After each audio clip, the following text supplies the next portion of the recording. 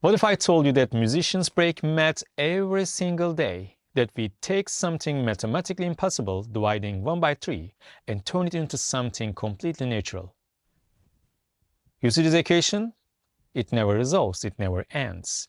And yet, in music, we do it all the time. So today, we are uncovering the mystery of triplets, how we make the impossible possible, and why it just feels right.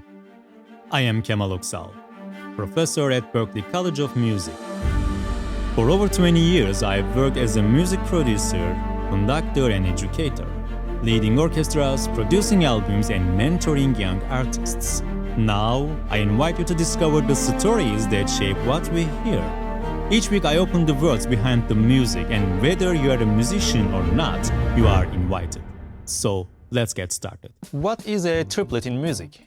A triplet is a group of 3 notes played in the time of 2. Western music is based on a binary 2-based system, where note values are typically divided by halves to create smaller rhythmic units. Whole note, half note, quarter note, 8 note, 16 note, 32nd note, goes on. This is just like in language where words can be broken into syllables. In music, beats can be broken down into smaller rhythmic units, and it is also called subdivisions. And because music unfolds over time, we use time signature to organize these subdivisions into structured, predictable units called measures. Time signature in music is written as like this.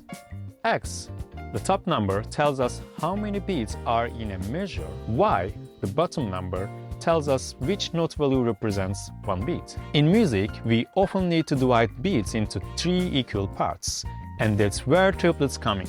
This means that within a single beat, instead of 2 8 notes, we get 3 evenly spaced notes. In math, dividing 1 into 3 equal parts creates a never-ending decimal. But what exactly is a decimal? A decimal is a way of writing numbers that includes fractions using powers of 10.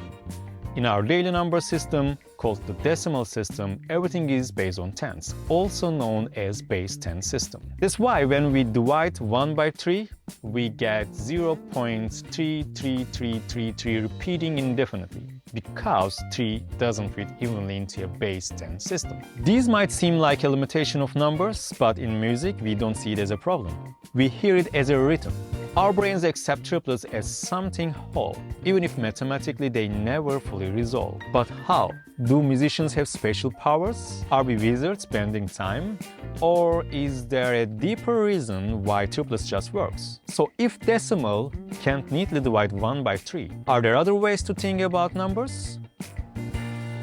The decimal system is just one way of writing numbers, but there are many others. For example, computers use binary, where everything is based on powers of 2 instead of 10. Some ancient civilizations used duodecimal, base 12, or sexagesimal, base 60 systems. The duodecimal system, base 12, was favored by the ancient Sumerians and the Babylonians, and traces of it exist today in how we measure time. 12 hours on a clock and trade, dozens and grosses. Many cultures found 12 useful because it has more factors than 10, making it easier to divide into more fractions. Meanwhile, the sexagesimal system, base 60, also developed by the Babylonians, has influenced how we measure angles. 360 degrees in a circle, and time, 60 minutes per hour or 60 seconds per minute. The Babylonians inherited this from the Sumerians, and it has survived for thousands of years. This system was ideal for astronomy and the navigation, which require precise calculations. So as you see on those systems, it is actually possible to divide 1 into 3 equal parts. Thanks to the technology, we can actually switch between those systems every day by using our DAWs, digital audio workstations. Let me show you how Logic Pro can handle these concepts, especially switching between the binary and duodecimal system.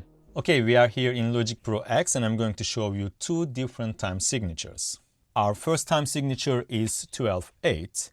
12/8 is naturally using the duodecimal math system. So this is our entire bar. As you see here, we have 1, 2, 3, 4 beats, and every beat has 3 equal 8 notes. On the other hand, if we will go to our 4/4 bar, we still have 1, 2, 3, and 4 beats, But because it is binary, we have 2 equal 8 notes in every beat. Let's hear the difference by just listening to the metronome.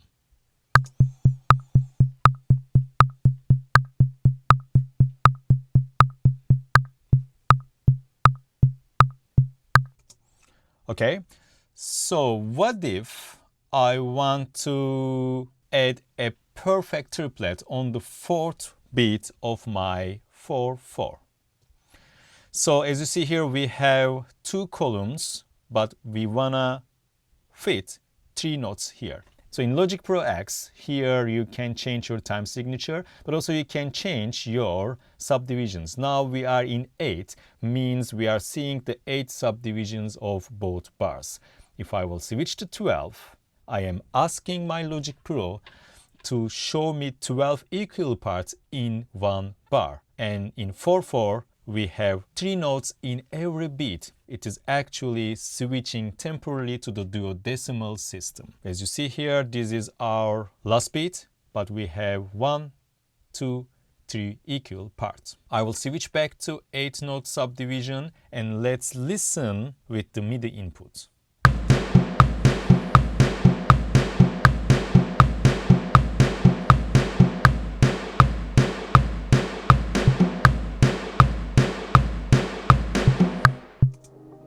Those were just the mathematical explanations of how triplets work. And of course, we musicians are not calculating every note while playing. Our brains accept triplets as something whole. Rather than focusing on dividing one into 3 clean pieces, we actually create a new rhythmic entity, one that feels whole in itself. And this brings us to a philosophical concept: wholeness. This is where Euclid, the father of geometry and also one of my historical heroes that I see him as a brother, gives us an interesting perspective. He famously said, "The whole is greater than the part." This is exactly what musicians do with triplets. In a way, triplets aren't about division, they are about creating a new kind of completeness. Instead of trying to divide a beat into 3 equal separate pieces, musicians perceive triplets as a whole, a rhythmic unit that feels complete. It's not about breaking something apart, but about creating a sense of unity. 3 notes played evenly don't feel incomplete. They create a new whole. Those are the tools to create the unpredictable moments while enjoying the comfort of predictable. Music isn't about breaking rules, it's about bending them into something greater. See you on the next one.